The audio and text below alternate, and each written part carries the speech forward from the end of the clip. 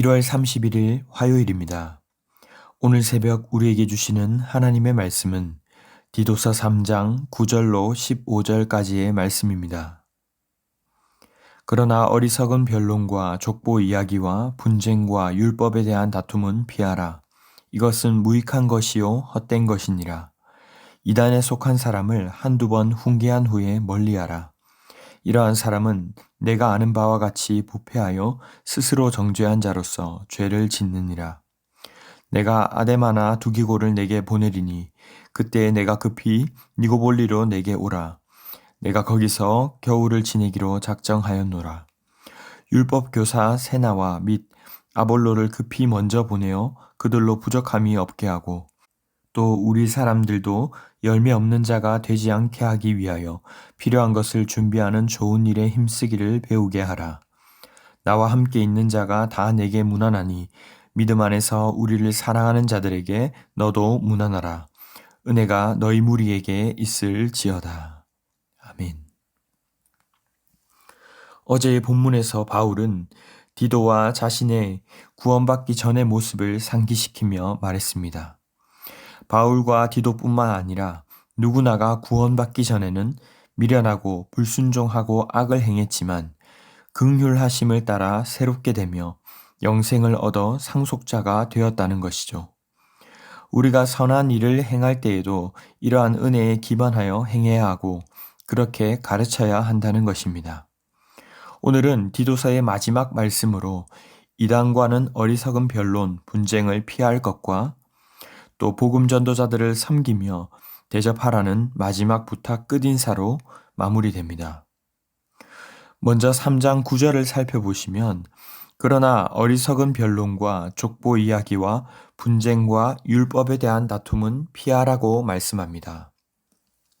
바로 앞 8절에서 건전한 교훈과 선한 일이 아름답고 유익하다고 말하면서 이단들과의 무익하고 헛된 변론에는 말려들지 말라고 말했습니다.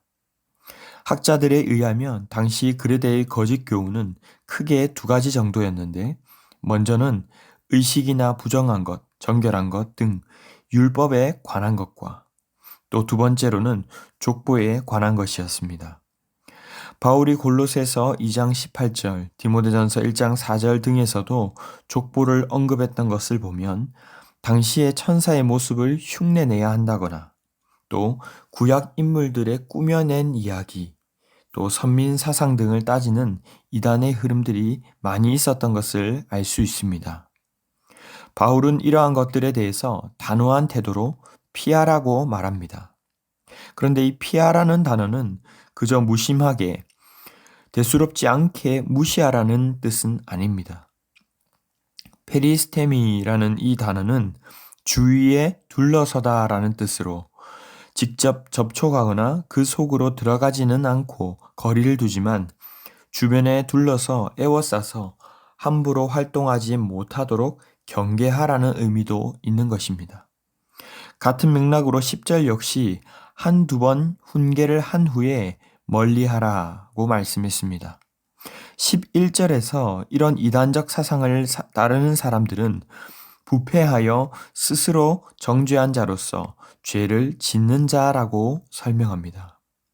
무슨 뜻입니까?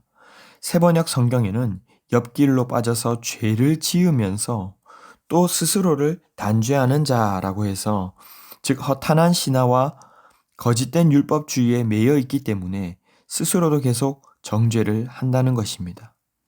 그런 자들이 있다면 한두 번 훈계를 하되 멀리하라는 것이죠.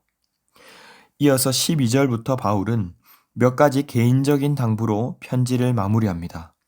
먼저 바울이 신뢰하던 동료이자 메신저였던 두기고를 보내어서 자리를 잠시 대신하게 할 테니 자신이 겨울을 보내게 될 니고볼리로 디도를 부를 계획을 가지고 있음을 전합니다.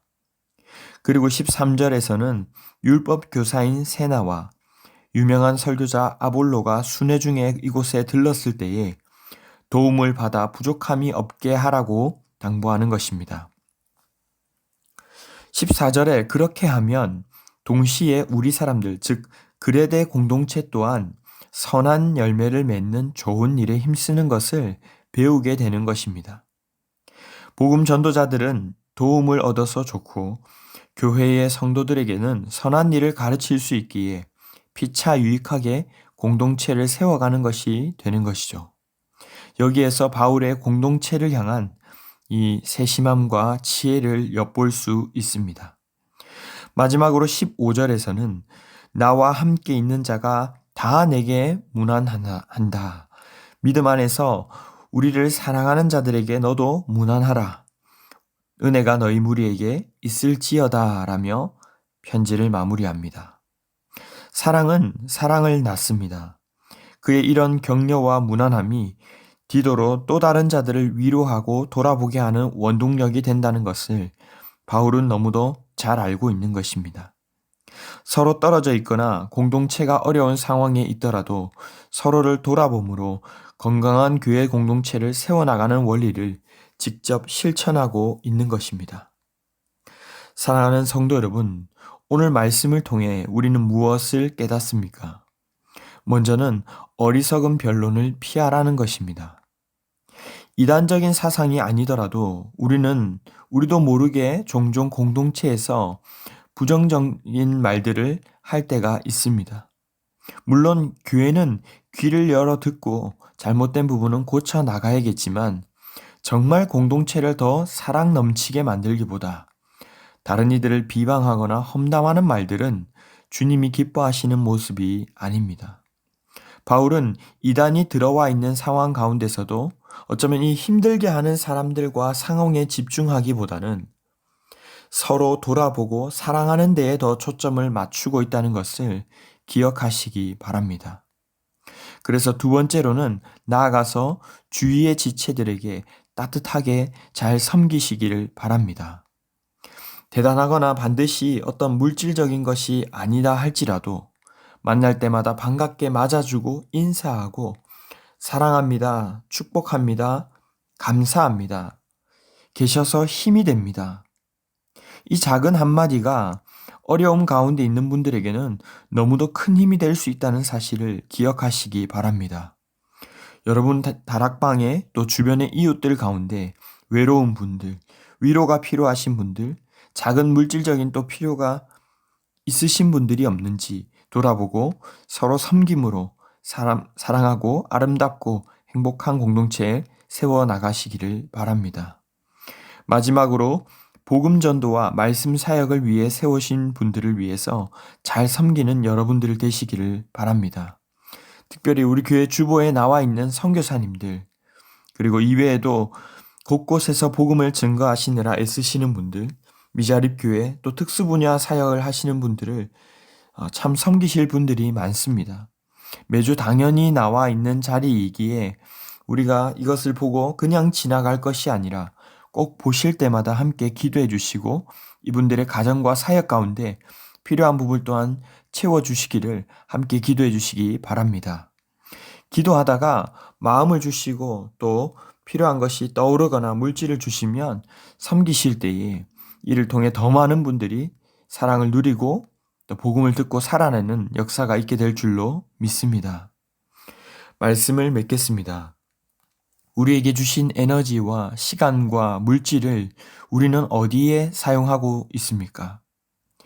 죽이고 무너뜨리는 말보다는 살리는 말, 생명을 주는 말을 하시기 바랍니다. 여러분에게 허락하신 시간, 에너지, 물질이 다른 이들을 짓밟고 괴롭게 하는 데 사용되면 그들은 물론이고 나 자신도 행복할 수 없음을 기억하며 선한 통로가 되시기를 바랍니다. 오늘 하루 동안 다른 분들을 행복하게 하는 말들을 누구에게 어떤 말을 할지를 작정하셔서 만나서든지 또 문자나 SNS를 통해서라도 꼭 전하는 하루 되시기 바랍니다. 특별히 외롭게 혼자 계신 어르신들도 있고 또 장애우, 다문화, 이주민, 홀로 부산에 와 있는 청년들, 그리고 먼 곳에서 복음을 증거하시는 선교사님, 위기 청소년 사역을 하시는 사역자분들, 농어촌 미자립 교회에서 사역하시는 분들을 위해서도 기도하고 문안할 수 있다면 아름답고 복된 공동체로 세워져 갈 줄 믿습니다. 그런 귀한 통로들이 다 되시기를 주님의 이름으로 축원합니다. 기도하겠습니다. 사랑의 주님 감사합니다. 오늘 하루 우리에게 너무나도 많은 것들을 선물로 주심에 감사합니다. 우리에게 맡기심에 주신 힘과 물질이 시간이 주님의 선한 뜻을 따라 사용되어지게 하여 주시옵소서. 다른 이들을 아프게 하거나 공동체를 또 깎아내리고 험담했던 부분들이 있다면 용서해 주시고 다시금 새롭게 됨으로 오늘 하루가 또 우리 공동체가 아름답게 세워져 가게 하여 주시옵소서. 먼 곳에서 복음을 증거하고 사역하시는 모든 주의 종과 자녀들에게 위로와 은혜를 베풀어 주시고 작은 위로의 말 한마디에도 큰 힘을 얻게 하여 주시옵소서. 이 모든 말씀 존귀하신 예수님의 이름으로 기도하옵나이다. 아멘. 이 시간 함께 기도하실 때 주신 말씀을 붙들고 기도하시고 주간 기도 제목을 따라 환우들과 연약한 성도들을 위해서 기도하겠습니다. 교회 주보에 나와 있는 많은 환우들, 또 암으로 투병하시는 분들, 영적, 육적, 정신적으로 고통하시는 분들을 위해서 기도해 주시기 바랍니다. 우리 신부산교회가 기쁨으로 섬기는 교회 되게 하시고 또 모든 섬김 사역을 통해 세상에 소망을 주는 교회 되게 해달라고 합심 제목과 개인적인 제목으로 기도하도록 하겠습니다. 함께 기도하겠습니다.